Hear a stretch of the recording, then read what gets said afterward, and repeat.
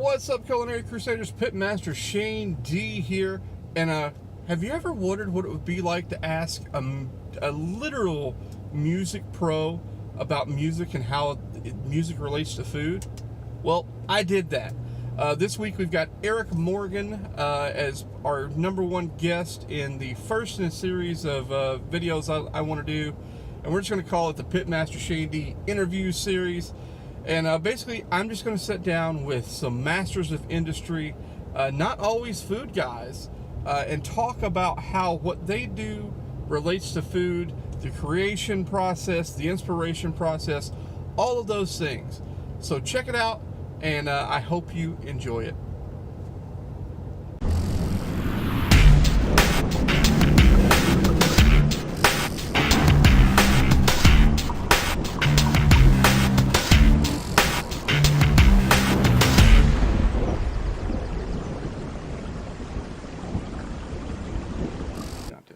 All right, so let's jump in. Okay. So we're here in your in-home studio. Yes. We've known each other of each other, around each other for what, like 40 years? Probably, yeah, crazy. something like that, yeah. So for you guys who don't know, I speak highly of Eric as my 100% legit, expert music friend, because you do everything. Yeah. You play 1,000 different instruments. I remember that as a kid, like you won every freaking talent show ever. You mix. There's nothing you don't do. Not much. Not much. It's the same thing with me in the cooking world, right? You name it, I'll cook it. So yeah. Tell us a little bit about yourself. So Eric Morgan, you have a ton of credits. You're even an author. Yes. All I right. am a published author. So tell us all about it. In 2009, I published Fundamental Concepts of Music Theory, which is a how-to book on music theory. It did really, really well. It sold very well on Amazon. And on the music side, I do play a lot of instruments. I remember you being one heck of a violin player early on. Or very early on. I can't play anymore, but I did play, up until about the age of 11 or 12. But you also play great guitar, both bass and guitar. We're just scratching the iceberg. Bass, keyboards, guitar. I sing, and then I have a really great love of vintage keyboards. So now you're kind of on the producing side. You're compiling stuff for other artists. Talk about some stuff you've got going on. Some of the recent stuff. I had a project come out with a friend of mine, Zach Crabtree. It's kind of like a funky pop rock kind of thing. You can find it everywhere. It's on Spotify and Amazon and places. And then I have an album that I'm working on right now with 20 songs. Of course, it'll get cut down to 12 to 14, but some really cool stuff on this one. Some friends are playing on it, which has been kind of fun for me. Zach is on it. Bill Leverty is playing on it. He's the guitarist from Firehouse. If you remember Firehouse from the late 80s, early 90s, and then they've, of course, have several platinum records, and he's a great guy. And Gary Carter, who he's Marty Stewart's still guitarist, Connie Smith's still guitarist. He was in Faith Hill's band for many, many years. He plays a song on that album. Anyway, Gary invited me to watch a couple of tapings of the Marty Stewart show, so we got to go up there. And so you spent some time traveling for music. I went to school for engineering in Tempe, Arizona. Which is the home of the Gin Blossoms and the Refreshments, and the whole Mill Street, Mill Avenue sound, which I'm such a huge fan of anyway. And after I graduated, I went to Nashville. I worked at Castle Recording Studios, which is such a cool place. If you've never seen it, it was built in the 20s by one of Al Capone's people, one of the people he worked with, and so it was a hideout for them, and it looks like it is a castle. During my time there, I worked with just everybody. Let's see, Lynyrd Skynyrd did an album there while I was there. That almost reminds me of the. I just barely missed Megadeth. Get out of here! Yeah, they were recording in Nashville at the time, and they'd been at the studio like a couple of weeks. But it's a smaller studio that a lot of pros use. So. at least I got the opportunity to, of course I had to work during the day and then stay there all night long, Yeah. and manage hold down the fort. So I got to work with a lot of neat people and got to do a lot of things that I wouldn't normally have gotten to do. It was a really cool experience, but there's nothing I love more than really working on my own stuff. Right. I love to write songs. I love to just experiment in the studio and create all these different layers. Yeah. And it's funny because that's exactly what the Pitmaster Shane D channel is for me. I mean, I have a lot of great stuff at Gorilla.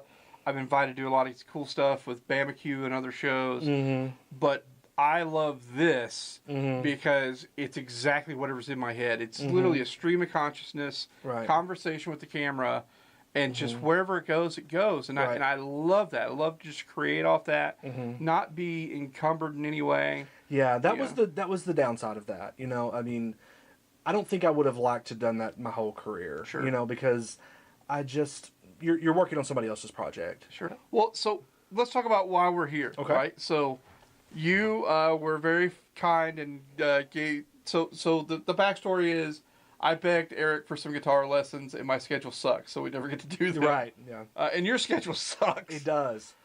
So I walk in. You would think a freelancer would have free time. No, but you like to eat, right? Yeah, you like exactly. to pay the bills. Right. So I walked in and I was like, dude, just show me some stuff. I want to start completely over. And Eric hands me a CD of like 20 tracks. It's like, hey, you're just going to play over all these. Here's what you're going to play over them. Good luck. And what I saw when he's putting together these tracks, this is stuff you put together. Yes. To play over in various keys, various styles. Right. But what intrigued me when I was sitting here playing was how you layered the tracks. I immediately came back to food, and I'm like, that's how I compose rubs. That's how I compose sauces. That's how I make my recipes. I'm doing the same thing with the sliders. You are, yeah. With taste buds. And I was like, one day I've got to get us to sit down and talk music versus food. Right. And that's what this is all about. Right. So, and I know you and I, listen, we both can talk, so this will be a 4-hour episode for not cursing. Absolutely. So, what I want to do, before we jump into the music, I've made some ribs today. Now, you're a barbecue fan. Oh, absolutely. I've never met a barbecue I didn't like. Although some is better than others. That's true. And mine is best. Absolutely. You gotta throw that in. Absolutely. Yeah. So, I made some ribs with several layers of flavor on them. Just pretty straight ahead ribs. We're going to eat those, not on camera, because, it's a studio and that's not cool. And then we're going to talk about what you tasted. And then we're going to basically relate my process for creating that with the process that you use to create a song. And just talk about the experimentation, the composition, inspiration, all those aspects that are so similar between music and food. Absolutely. Sounds great. You hungry? I am hungry. I'm very hungry. Let's do it. All right. We had the ribs. Yes, delicious. They did not suck. No, they did not suck. They were like a good love song, "May Sweet Love." Anyway. But so let's start here because I think artists, and I get that calling someone a culinary artist or a food person is a stretch on some ends. No, I don't think so. But it just depends on how you approach it, right? I think there's a big difference between really trying and painting with flavors as opposed to just being a cook, right? So a big difference between what I do on the guitar and what you do on the guitar. I bang away at the guitar because I enjoy it, but I'm not artist. It's just different level. I do it because it's cathartic. Right. But we live and die off of inspiration and those sparks of just come to you in the middle of whatever you're doing. For me, I could be at a restaurant or walking down an aisle in Walmart and go, ooh, that ingredient, I've never played with that. Or I'll taste something and go, this would play well with that. And that's where it's at for me. So where do you approach from the music side? Where does the creativity come from? Well, usually for me, it starts with a chord progression. Okay. I usually will just be playing some chords and I'll find something that I just think works. Like a hook or like a... Yeah, just something, just anything that I think is interesting. Okay. And then I will just start singing over it. Okay. And I have a tendency to just blah out my lyrics, like blah, blah, blah, blah, blah, blah, whatever. And so you're trying to find basically melody. Finding a melody, that goes over those chords. Right. And then just sort of building it from there. There's no right or wrong answer to that. I know a lot of people that start with... Most people expect me to say the lyric. The way I look at it is it's like, what are we doing? I mean, at the end of the day, what is it you're trying to create? And that's a Right. song. You know, the greatest lyrics in the world don't make a song. That's true. They make a poem. That's absolutely right. And there's nothing wrong with poetry, and there's nothing wrong with great lyrics. I strive to have great lyrics Sure. too. But from my viewpoint, I don't see the point in writing lyrics if the melody that those lyrics are sung over isn't good. Right. So I want to have good music and then a good melody, Right. and then make the lyrics fit that melody. If you've ever heard some songs and you just think like the word at the end of a line just Doesn't fit. doesn't make fit. sense. It doesn't work. It doesn't. And it works in terms of the sentence itself making sense, but it just doesn't sound good musically. Right. I'll give you one example is the word better. To me, I have just completely, that word cannot be the end of a line. It's the Okay. ugliest word in the English language. It's So- better. You cannot make that sound So good. Better Man for Pearl Jam. So big thumbs down. No, that's fine because it's not at the end of a line. That word sounds horrible at the end of a Yeah. line. No, you can put it in a song. You just can't have that at the end of the line. But I just for whatever reason that really I take that so seriously. I try to end my lines with the simplest words possible. It's so funny because that we they have seem to be these smoother. hang-ups because like for me like in my world if I cooked it, it doesn't matter how good it tastes. It doesn't matter who ate it. It only frickin' matters if I took a picture of it and the picture was gorgeous. And people will compose these shots and they've got peppers and radishes, and so you're better when I'm like, what the F is a radish doing with that? That doesn't even make sense there. That Right. doesn't go with that dish. Oh, it had to have some color. You Yeah, know? but that's why it's there. Mm-hmm. Why is better at the end of it? I needed something that ended with so I can carry it out, right? Right. Yeah, exactly. That's exactly right. It's so funny. But that's probably the, and of course I like a lot of different kinds of music. I don't really Right. have one style, so. That is a huge misconception, right? Mm-hmm. So I know I cook a certain style better, Mm-hmm. but I'm not necessarily the biggest fan of that style. Like I'm naturally gifted at certain things, but I'm actually probably a bigger fan of stuff that I'm not very gifted at, right? Well, I'm kind of that way musically. I never really had. Well, somebody's got to sing, and when it's my project, it's going to be me, just by default. Right. Are there better singers out there? Absolutely, probably most of them are. But I would probably do a different kind of music if I could sing that way. Right. Well, not all. I love like the guy from Caesar, Sean. His voice, one of the best voices in all. I love everything he sings. Because he could sing any damn thing. Guy from Mudvayne. One of the best voices, right? But he's very metal. Scott Weiland when he's live. I mean, I love those voices, and mine is nowhere near those. Right. The Eddie Vedders, the Scott Weilands. I don't have that kind of yarl, guttural emotion that I would want to put in a song. Nope. I got a very tinny Billy Corgan horrible voice, But Billy Corgan's made a lot of money being that squeaky kid from Chicago, Yeah, absolutely. And he's made some great records. Absolutely, and I'm not disparaging Billy Corgan. No, I I know, love Smashing Pumpkins. I know, but that is I kind of work within my limitations. Yeah. So, much like you on the food side, creativity can come from anywhere. Sure, absolutely. And I can't count the number of times that one ingredient's made not only a whole dish but a whole plate. Because I'm like, oh, I've got this. So I got the mashed potatoes. That was my inspiration, and that's the drums or whatever. And man, what goes with good drums? Oh, I need a guitar, and I need, I need some horns, or I need, So you try to some make vocals. the entire plate work together. Where possible. It's not always, but sometimes it's go to a rub. I'll taste one thing and go, that mixed with that would make a great, a fish rub or a great, Asian style rub. And they're not always ingredients out of the Asian aisle, right? I mean, you pull that from everywhere, and that's what I love about food and music. I've had that happen. There's one song, a song called Rain. That's actually the song that Gary Carter, the steel guitarist, plays on. And you've got a really distorted guitar in there with a steel guitar. And I'm like, well, is it wrong, or is it just because that's not what you expected? Right. Yeah, exactly. Is it breaking tradition, or is it actually wrong? Right. You know? And I was like, is this really a country song? Right. So you associate the steel guitar with country, but it's not a country song at all. It's actually kind of more of a soul song. Yeah. And Well, that reminds me of, James Brown when he was doing a lot of his stuff, and he would argue with his musicians about changing time. And like, you can't change time there. There's, Bach or Beethoven said you can't. They wrote these rules. And he's like, but does it sound good? Does it make you feel good? And his answer was, if the answer is yes, we're changing time. Right.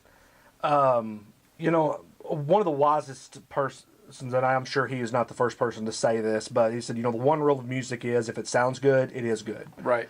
And yeah, same thing. If it tastes good, it is good. Exactly. Right? And it's just like if you do it completely wrong, don't matter. I tell, I've told students, don't fall for this complexity thing. Like, that's just one of the great things about music is that a 12-year-old who knows 4 chords can write a song Absolutely. that's better than anything I can do with all of my education and all my knowledge. Bingo.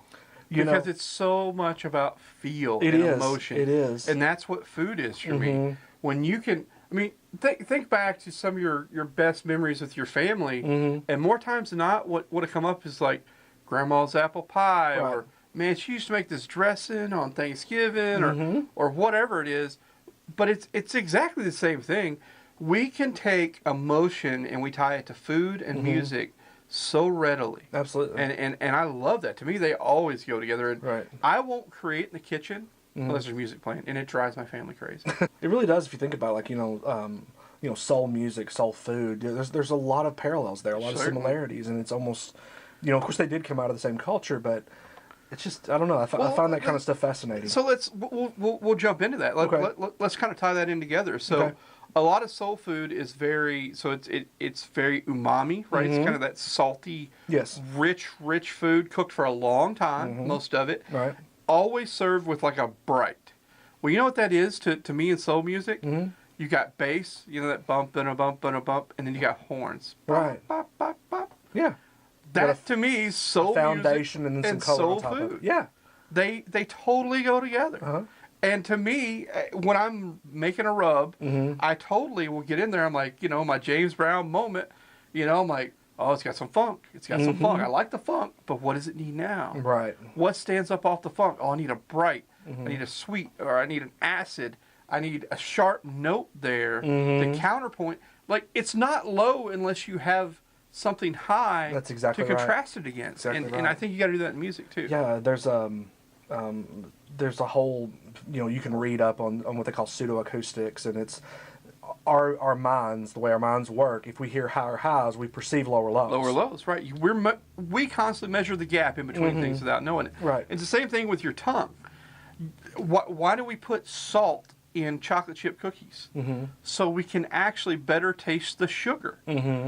Because we have a counterpoint hitting our tongue, right, and it triggers our brains to measure that gap and go, oh, that's much sweeter. Yeah. No, I actually put salt in it. I didn't put more sugar in it. Right. That's but amazing. You've got to have the counterpoint. So we kind of talked to the kitchen while we're eating. Like, what for you? What make, like, and you can give examples. It's like some of your favorite songs, or what makes a great composition or a great song to you? Well, I think first of all, every ingredient serves the song. Okay. If you've got a certain song that's just kind of a laid back thing, and you put like a really shreddy guitar solo over the top of it, it's just not going to work. You want something that fits. And I'm just looking for great melody, and great lyrics help too. A lot of counterpoint, like you were talking about. You want to have this melody, but you want to have these little underlying melodies, these little fills and stuff to keep the interest there. And I mean, for me personally, that's umami. What you described is umami. That background stuff that you're like, I don't know that it's cumin. I don't know that it's whatever. I don't know that it's mushroomy, but it gives that mid-range or that backdrop that everything else can rise up off of. But I like. I think my favorite songs are songs that are accessible, that almost everyone would like, but they have something in them that sort of puts them up to another level, like something unique. Like we were talking about, maybe there's a a time signature change or a key signature change or something unexpected, but at the same time is still within the bounds of Right. a normal everyday Unexpected, but song. not. So here's a great example of Right. that from the food side of the world. Mm-hmm. So no matter how great I make the recipe, great example, the recipe that just won for me for World Food Championships, Right. I made very similar rib to what we just made in there. I deboned it, cut it up, and I put it in pineapple fried rice. Interesting. Very interesting. And you're like, well, the sweets. You Yeah. can see immediately how the soy in your mind is already going there. Where it's like the soy of the rice and the other things in there. That's just salty point. You got some sweet ribs. You got the real bright sweet of the pineapple that's been grilled. All this stuff. Well, I can make the best recipe in the world, but the minute it sounds like you're only going to see it on Top Chef. It's this weird ingredient only sourced from this virgin island. Right. It's no longer accessible. So my favorite thing is to take a dish that everyone knows, they know fried rice, and put my take on it. So you're talking about, you got a time signature, you got something in a song that's accessible, easily, what we're really saying is easily digestible, Right. easily accepted. Exactly.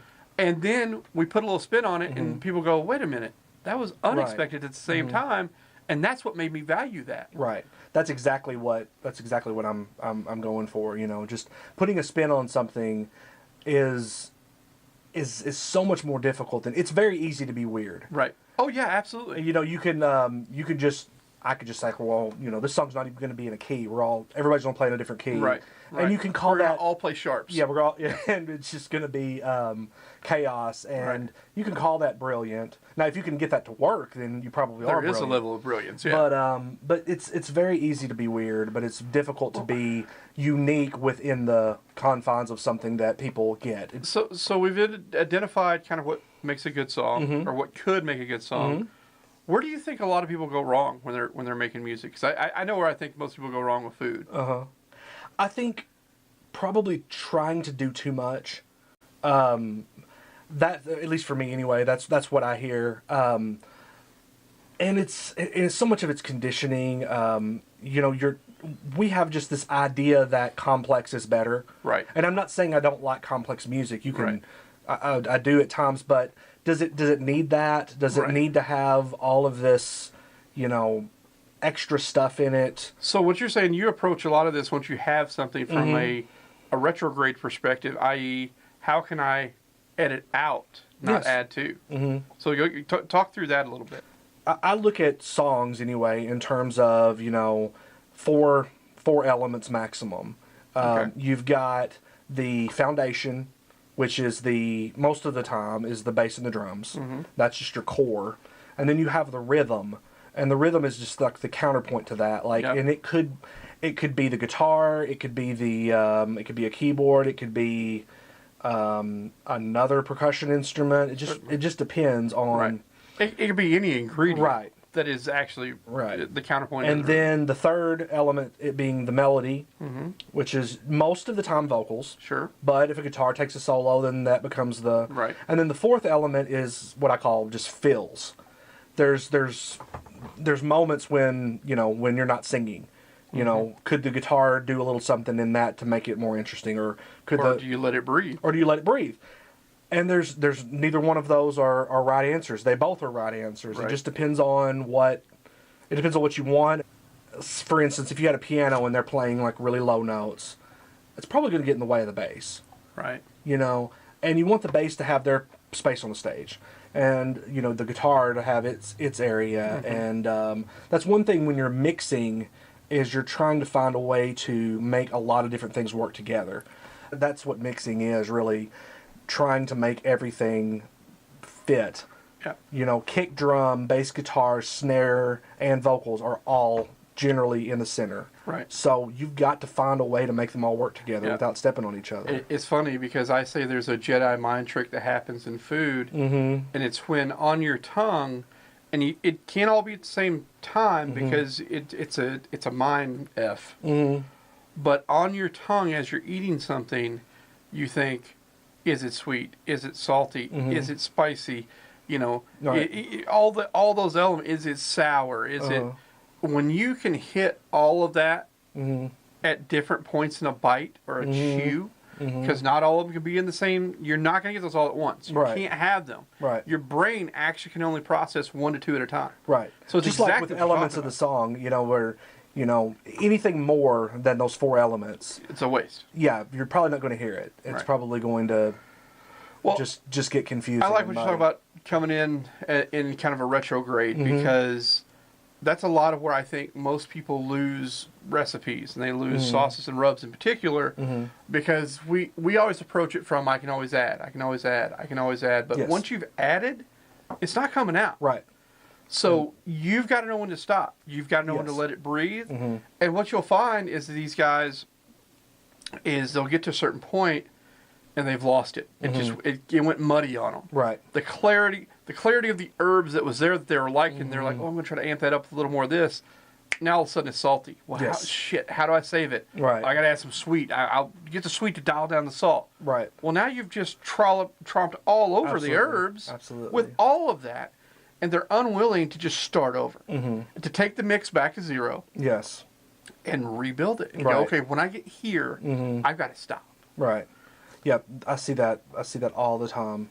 You're always. You got muddy sounds, you got muddy flavors. We were talking about the brilliance of the Siamese Dream album was there's one couple songs that have 30 guitar tracks and they still worked. Yeah. That's brilliant. It didn't it get is. muddy. No, it didn't There's get muddy at all. brilliance in it. However, I think most people or most bands, that would have been an absolute shit show and it would have just been muddy. Yeah, absolutely. That is that's interesting that you say that because most mix engineers, when you read articles about them, one of their biggest complaint nowadays is people are sending me too many tracks because no one wants to make a decision.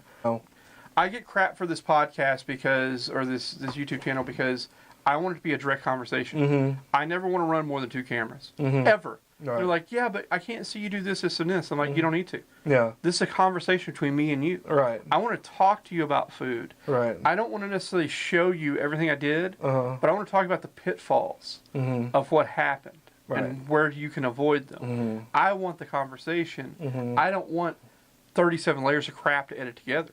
No.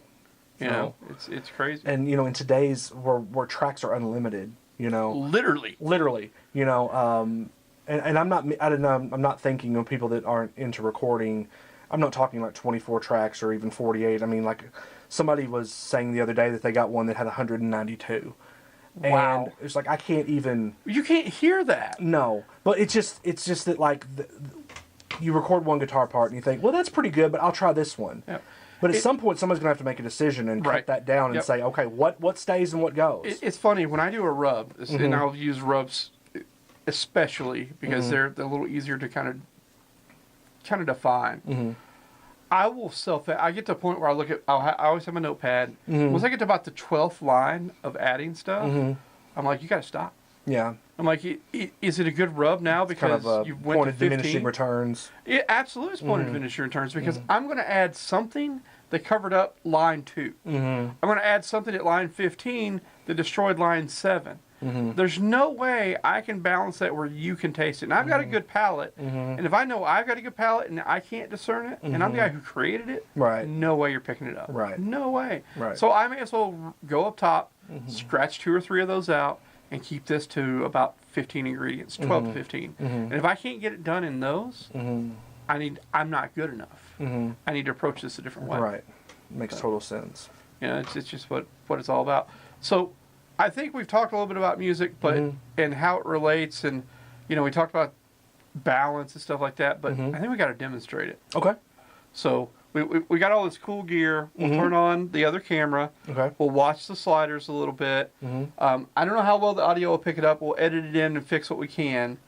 But I think this is the best way to demonstrate when I'm talking about I need to add. I got some funk. I need to add. I need some sweet highs in there. I need some acids. Some lemon juice on top of it. That's my horns. I think this will be a way for our viewers to drive that home so they understand it from a culinary standpoint. Absolutely. Eric, how many times has someone been like, kick that funky beat, yo? So we were talking about the foundation. So I thought, I would just start with just the drums by themselves. And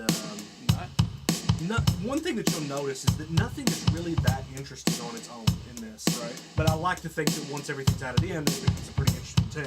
Right. Okay, so there's our drums, which I would call part of the foundation. Okay. And then we're gonna add the bass in. So we got our umami, got a little bit of funk. There's the bass. You got funk with the drums. This is the bass by itself.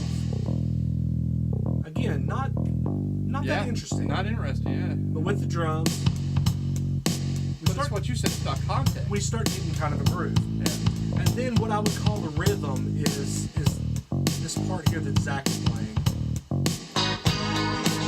Oh, yeah. But even by itself, So that piece right there, I would equate that to salt. What Zach's playing, that's salt. Mm-hmm. Like, salt's good. Yeah. Salt's great. But without a counterpoint, salt's not much. right, exactly. But anyway, here's the keyboard line.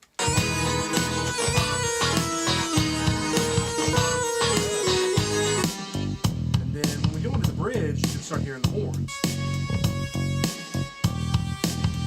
Okay. It's so dull. Right. Nothing to that at all. Now let's hear it with Zach's rhythm part. And this is pretty much at this point is pretty much going to be everything. Okay. And the drums, the bass,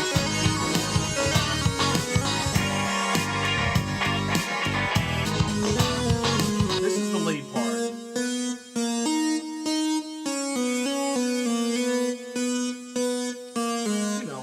It's kind of catchy, but it's not that interesting on its own. This is exactly what you would describe for an artist like the guitarist would be like, yeah, but I didn't do that much. Right. But in the context of everything else, it's Right. pretty cool. So let me add a couple of other little elements in here that you probably can't hear on their own. So if you listen to it now, you can probably hear it. Now that it's played out to it. And in addition to that, there's also an organ. We have the trumpets and the trombones.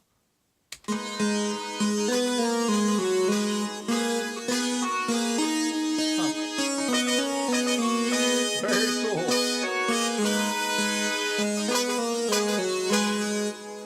But you kind of notice there, like you're hearing all of them at the same, kind of almost at the same volume. Right. Let me show you that, and you'll see that it's kind of a little much and it's a little confusing. Right.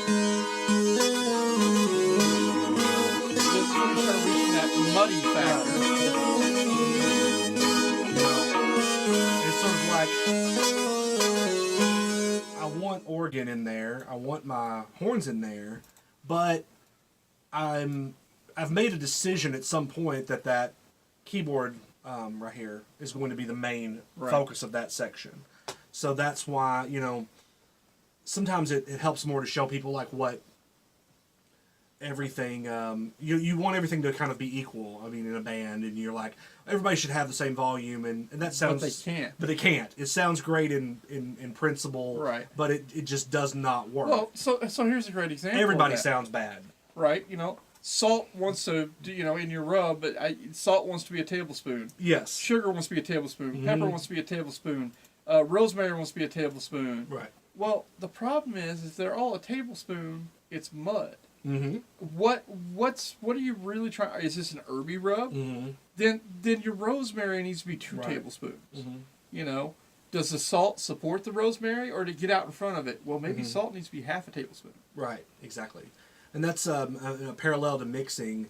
You have to, I kind of think of it as like, you're building a foundation like a house. You got to have a solid foundation. If you don't, nothing you build on top of it is going to hold. But you also have to decide what's the most important element and emphasize it. And in the context of most music, most pop music anyway, the vocal most of the time is probably going to be the main element. Sure. You've got so many different options, and I theoretically could have made the organ the most prominent part, but it would have taken the song in a completely different direction. It might have been a good direction. Change the texture, change the feel. Yeah. And it's just, just like you were talking about, like if you're making a a rub or a sauce, you kind of have to decide what direction you want to go in. Right. You know, Is it a Southwestern rub? Is it Asian Right. rub? Is it a fish rub? Is it a beef rub? Right. What are we trying to achieve? Mm-hmm. Right. Exactly, and it can't be all of them. Right. What genre? What bucket do we want to exactly. be in? Yeah. You know, this song here is a kind of funky, fun, Yeah. you know, pop song. So it's going to have a whole lot of elements. It's going to have bass, I mean, it's got drums. It's a, gonna have a jazzy funk to it, man. I dig it. I would say in cooking, and I'm definitely not a cooking expert, but I would think sometimes just adding just a tiny bit of something really can make. Well, we go back to that chocolate chip cookie, example. Literally a pinch of salt makes a difference in everything. Mm-hmm. You know, it's very, it makes a difference, and I never believed it. In fact, I did the junior master chefs for 4-H here and wrote the curriculum for Kentucky. Oh wow! And one of the things I had them go through is have the kids buy store-bought, the little bags of chocolate chip cookie mix that literally all you're doing is adding butter and an egg to, and you cook it. I was like, experiment 1 is unsalted butter. Experiment 2 is salted butter. And then have them taste both cookies. And tell them that one mix had more chocolate in it. And every time they will identify the one with the salted butter as the more chocolatey of the. So the salt brings out the chocolate flavor. Brings out the sweetness of the it just brings out the definition of everything because it's a counterpoint. So it's just that simple. So that's really interesting. Yeah, but it works in everything. Everything needs a pinch of salt, right? So that's what it's all about. So very cool.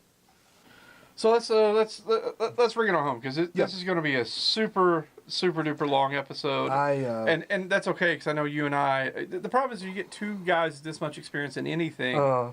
There's a million war stories. Oh, I know. There's a million examples. And I feel like there's so much I didn't talk about. Yeah, we haven't even scratched the surface. And I feel like, I could have said something else that would have been way more interesting or maybe way more helpful. But, it's just I think what we got to do is we'll put this out. We'll see what the questions and feedback are. And maybe we do an episode 2. Sure. I think that'd be really cool. Because I'm the same way. If you're bringing ribs, every time. Or barbecue, anything, chicken. Well, it's for science, Eric. Absolutely. Absolutely. Who am I to say no to that? Yeah, I mean, you're bringing the tunes. I have to bring the food. That's the way it always works. But yeah, I think we let people kind of digest it. It's going to be a lot to digest. See what the questions are. Hopefully, it rings a bell. For me, everything I do in food, I relate right back to music. Everything. Yeah. And I don't really think you have to be a musician to do that. I really don't. No. And that's what I love about this. Because all we're really talking about, at the end of the day, in your, place where you're the master of the universe, and mine where I'm, master of industry or whatever you want to call it. At the end of the day, what are we talking about? It's balance. Right. Absolutely. My favorite guitar players aren't the ones that play 900 notes a minute. No, me neither. They're the ones that know when to make you beg for the next note. Exactly. To leave enough air for you to go, come on, just play again. Yeah. The David, no one sparks more emotion for me than David Gilmour and and guys like that because they are so good at putting that pregnant pause in. Yeah. Absolutely. And and I think we talked about this earlier, off camera, but it's really. I've heard that people say that the space between the notes is just as important as the notes themselves. Yeah. And same thing in rub. I put 400 herbs in there, but I can only taste 2, bro. Right. So the other 398 were wasted. Yeah, really. You drove up the cost. You're having to pay for that in every ounce and everything you do and every time you sell. One of our, off camera we talked about. I almost got in a fight at a huge festival because a guy was mad at me because I thought I was keeping some family secret on what our pulled pork recipe was when I told him I just put salt on it and then we smoke it and then we serve it to you. Yeah. And he basically called me an asshole in front of everybody, man. It was like, you don't have to be that way, bro. I wouldn't try to steal nothing. Right. I just wanted to know. And I'm like, dude, I just told you. The truth. Yeah. And I took him around back where the cookers are and we buy, when we do a big event like that, we'll buy a case. And it's in 1 pound boxes of salt. I'm like, there it is, dude.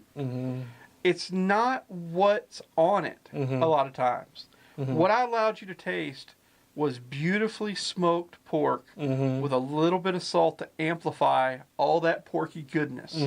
But what I didn't do was get in your tongue's way. Right. And Right. you made it good because you were able to process everything that was going on. That it's the same thing for a song, you know? Yeah, I'm trying to not do too much, but and don't mistake doing too much for complexity. I mean, nothing against complexity. You know, it's just knowing where to put it in. Right. But Right. I think More stuff is more stuff sometimes. yes. More stuff with a purpose and a plan, that's complex. Right, exactly. But I think that we are conditioned in the way our ears work. For instance, like an electric guitar, you know, and of course you play electric guitar, it doesn't have to pause. You know, whereas our when we sing or our vocals or You have to we breathe. have to breathe at some point. Right. But I think we imitate that emotion with an electric instrument. Well, by- what do they say by about letting it breathe, Clapton? to Why was taking the- Clapton so good? He was lyrical on the guitar. What does that mean? He played like someone sang. Yeah. You know, Yeah. he has very similar Space. pauses and the spacing and phrasing. Phrasing and you vibrato. can phrase with and- your hands. And, you know, one of the things I love that you said is that, you know, tone doesn't really come from a guitar or amp. It comes from your hands. It really does. It really does. And if you've ever been around someone who has a sound or played, you know, with somebody and you're like, can I plug into your rig? Right. A friend of mine told me a story about where he was hanging out with Dimebag, Wow. and he's like, dude, can I plug into your rig? And Dime's like, yeah, man, sure, but you'll sound like you. Right. And he said, lo and behold, Sure enough. he sounded like himself. Yeah. Not and don't misunderstand me. I mean, it's still a very heavy, very distorted sure. sound. I don't mean that But what made Pantera was the groove they put down. You know, that was hardcore groove metal before it really got popular. right. You know, and that's what made them so different. Yeah, they had some shredding parts, but you look at tracks like Walk and 5 Minutes of Love. Yeah. I mean, those are the grooviest Oh, they metal are. songs. They I are. love them for just that reason. Why do I love Rage Against the Machine so much? Because Tom Morello is more about the groove of what he's playing Right. than ever playing any sort of lead. Right. Yeah, and I love lead guitar. And that's so much more important than, I mean, have you ever really just, you know, said, I love this because it's impossible to play? No. No. No. No, And now it's not there's to songs say like that for me. You know, Voodoo Child, like the Stevie Ray Vaughan version. I can't play it like him. It is impossible for me, Right. but I know it's not an impossible thing to do. Right. But it's impossible for me because he played with his whole art. The heavy gauge strings, the way he attacked the guitar, all of that tone, he was his tone. Right. You know, his tone started at his toes and ended in his really hand. When he, you know, it was amazing to watch him play. Uh-huh. But I can't do it. I'm not Right. him. And but that's just, you know, I always tell students of mine, you know, if you imitate somebody else, the best you'll ever be is second best. Right. You know, so, you know, discover your own voice, be you. I like to think that, of course, there's, you know, thousands of guitarists that can play circles around me. I mean, anything, but I like to think that what I do, you know, Sounds like you. Huh? sounds like me. And I don't ever consider like one instrument to be my sound. I think my sound is like the combined elements of all the instruments I play Right. on a recording or something like that. But because I'm trying to, you know, write a song and then play with different tones, then record with a specific sound. Yeah. My version of that is that I don't necessarily want to be defined by barbecue. Right. I can cook some other really amazing stuff. I happen to be known for more of the barbecue stuff because I've cut my teeth in it longer. But that doesn't mean I can't pull off some crazy Japanese food or French or Italian or Mexican or whatever. You know. You know, I don't know, this is maybe off subject a little bit, but have you noticed how people tend to think that if you're into one thing, you can't be interested in anything else? Oh no, Like, I get that all the time. Like, people are always surprised when musicians like, or anything. Like, a friend of mine who is, I won't name names, but is a relatively famous guitarist, and he is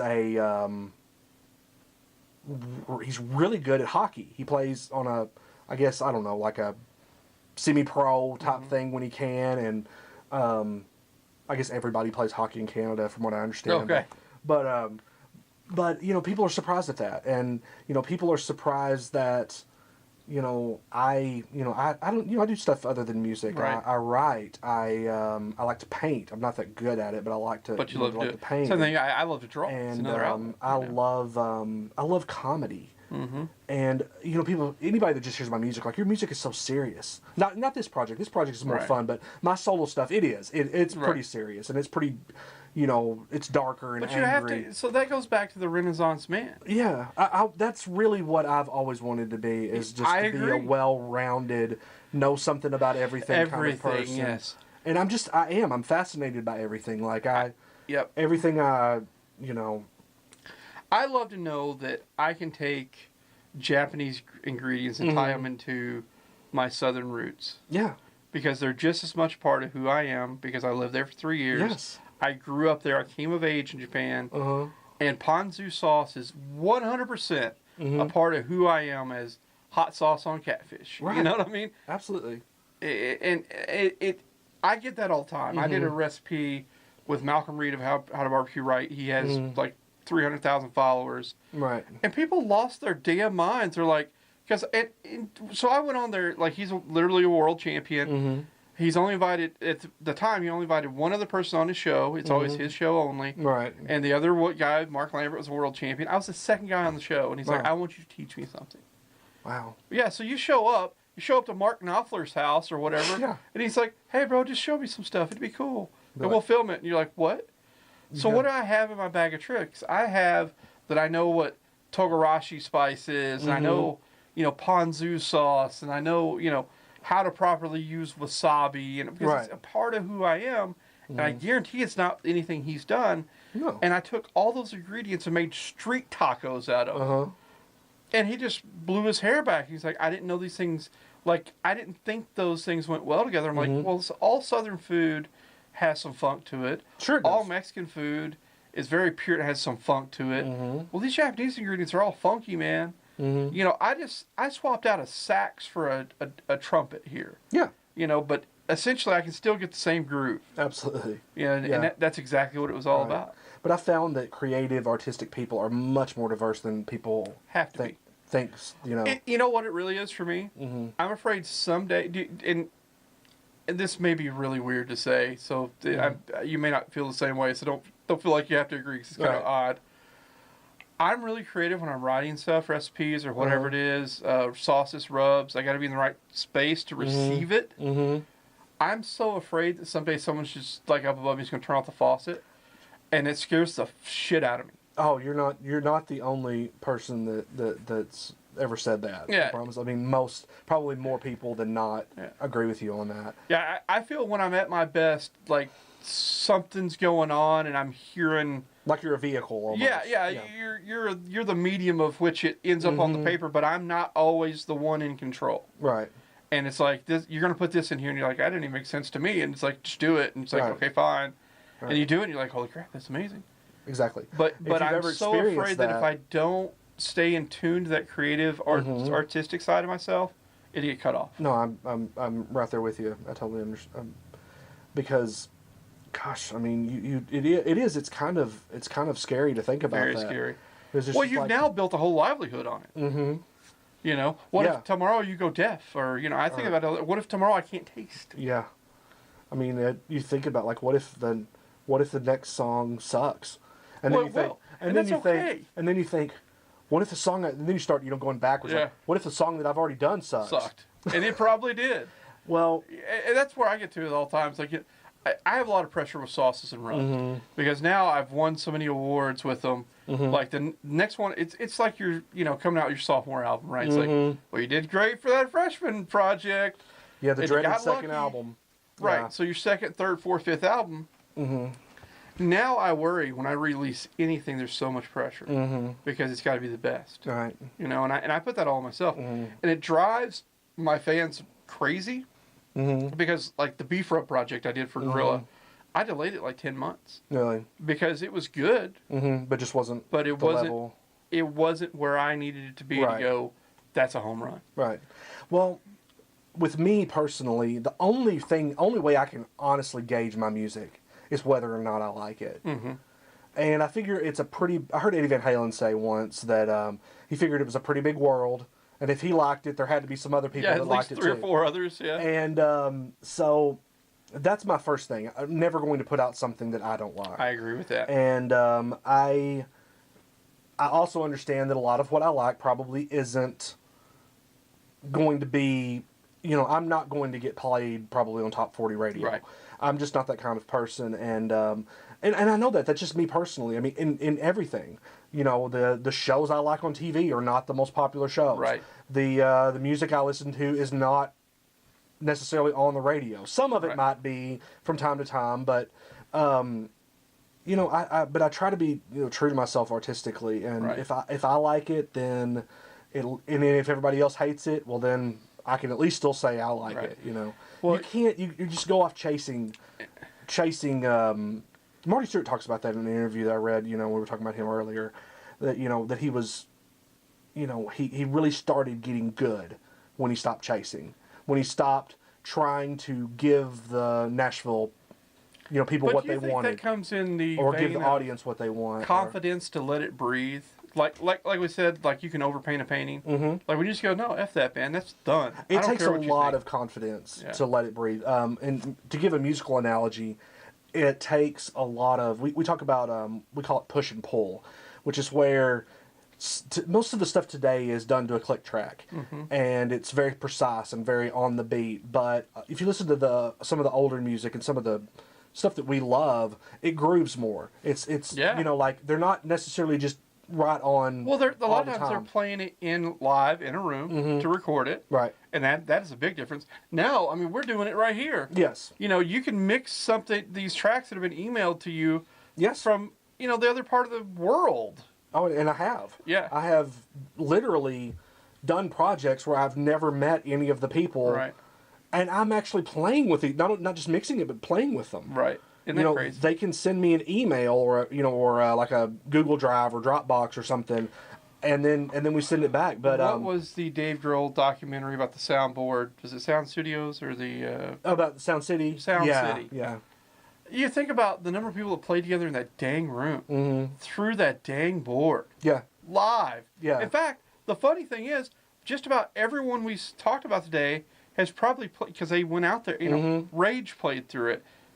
Nirvana, Foo Fighters. I mean, they all, Fleetwood Mac. I mean, you can't, Tom Petty, you can't name a band that I'm thinking of off the top of my head that didn't play in that room because of the decay that it had for drums. Right.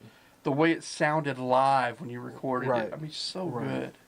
But back on what I was saying is, like, when I hear someone else playing with a groove and breathing, and they're not just they're not using pitch correction, and they're not just being straight on the beat, I think, oh man, that's awesome, that grooves.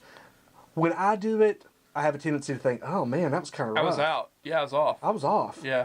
So yeah, it takes a lot of confidence to leave things, but in this, I think Dave Grohl actually talked about that in that Sound City. Today we have the ability to fix everything. The slightest little wrong note, we can scoot it over, we can move it over. It's like, where do you stop? Where do you say, okay, I've got to make it human. I've got to, I could take drums, edit them, and get them perfect.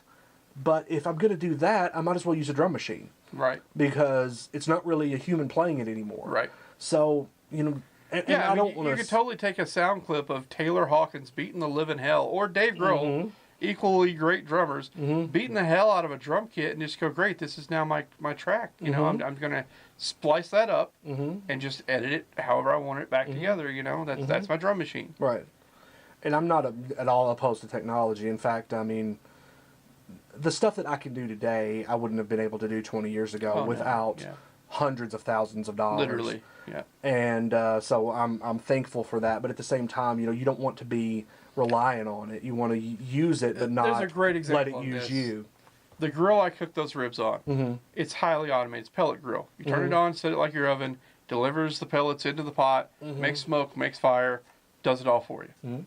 When you're done, you hit the power button, it shuts itself down. Well, the next step beyond that is Wi-Fi, where I'm controlling it from my phone. Mm-hmm. At what point are we so disconnected from what we're doing Mm-hmm. that now it becomes fake? Uh-huh. And what I like is that Gorilla Grills and myself, we kind of made a stand. Wi-Fi is a bridge too far for us right now. Mm-hmm. Because we still want to be connected to our food. Mm-hmm. We still want to have some, even though it's very little, some human element in the creation of this thing that should be. Barbecue, when it's done right, is nothing but love. It takes a long time, you know, takes a little bit of effort, and that's what it is. So I don't necessarily want to automate my love, man. No, I'm with you there. Like, I'm not, you know, anyone out there who's into recording. I'm not criticizing the people that do, because you can make some great stuff this way. But I still mic real drum kits. Yep. I still put a microphone in front of a guitar amplifier. Now, I have an amp simulator sitting right there. Right, I you plug understand straight into. I'm not opposed to using that when it benefits me. Like, if I want a different sound. But I want my core to be real. You know, I want it to be as real as possible. Yeah, makes sense.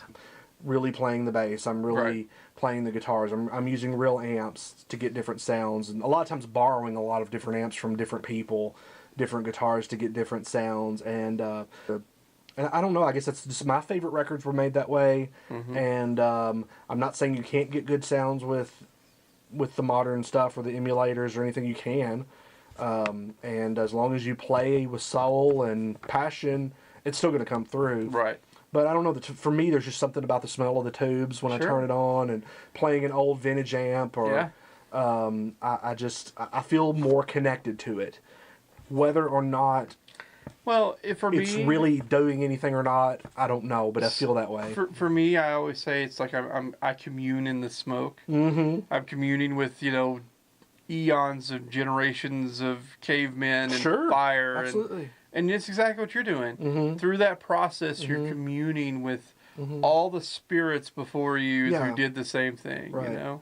You know, and I think about that kind of stuff sometimes. Like, I've got some older equipment, and, you know, sometimes it just crosses my mind, like, the guy who made this amplifier, he drove a manual transmission truck to work. Yeah. He watched a black and white TV. You know? Or, you know, I think about it, because I love vintage gear, too. It's like, who had this before? Yeah. Who walked into that five and dime and plugged in with maybe an old Jaguar, Jaguar or something, and played through this? I don't know. No, you don't. And okay, so we talked so long that we killed the battery on the main camera, which is not unheard of for either of us. No. Captain Tangent. No. And Boy Wonder. It's probably better that we did go out, because we probably never stop. Yeah, this would be a 9-hour episode. Exactly. All right. Have to be a mini-series. In fact, this may come out as several episodes. We'll see. I mean, it's a ton of footage, but we just thought this is a good place to go ahead and wrap up. Right. Maybe if you guys got a lot of questions, post them. Eric will see them. I'll see them. We may use that as catalyst for another episode, or we'll just answer the questions in the comments below. So give us all your social media stuff so they can find you. Oh, me. I am at Eric S. Morgan on Instagram. And for anyone who loved that groovy track you're playing, where do they find that? That is on the Treeson album. Very cool. It's called Rotary Dial. That's the name of the album. It's a 4-song EP. You can find it on Spotify, Amazon, Google, iTunes, anywhere music is sold. It's the word tree and then the word sun. It kind of sounds like Treeson. It's a long story as to why that happened. But that album is out. Keep an eye out. I'm going to have a new project out, hopefully in maybe 3 or 4 months. Tell me what you think. Absolutely. I'm happy for people to listen to it. You know, if you love it, great. If you hate it, that's great too. I'm still happy that you listened. Right. You know? Someone listened. Someone heard it. Yeah, absolutely. All right. Well, I mean, I really appreciate you taking time to do this. Yes, absolutely. It's totally been tough for us to get this to work out. It is, yeah. We tried for about a month or two, but it's all good. We'll do it again sometime. I really appreciate you taking the time. Oh, man. Anyone willing to break out the Pro Tools and do the sliders to demonstrate stuff, that's really cool. Yeah. So. I had a great time. I appreciate it. All right, guys. So, I'm Pitmaster Shane D. This is the first in my series of interviews that we're doing, and I thought we'd start it off big, right? Don't ever do anything small. So, Thanks for checking it out. As always, you know where to get me at Shane D BBQ and all social media, and Pitmaster at GorillaGrills.com or Shane at DrapersBBQ.com. We'll catch you next time.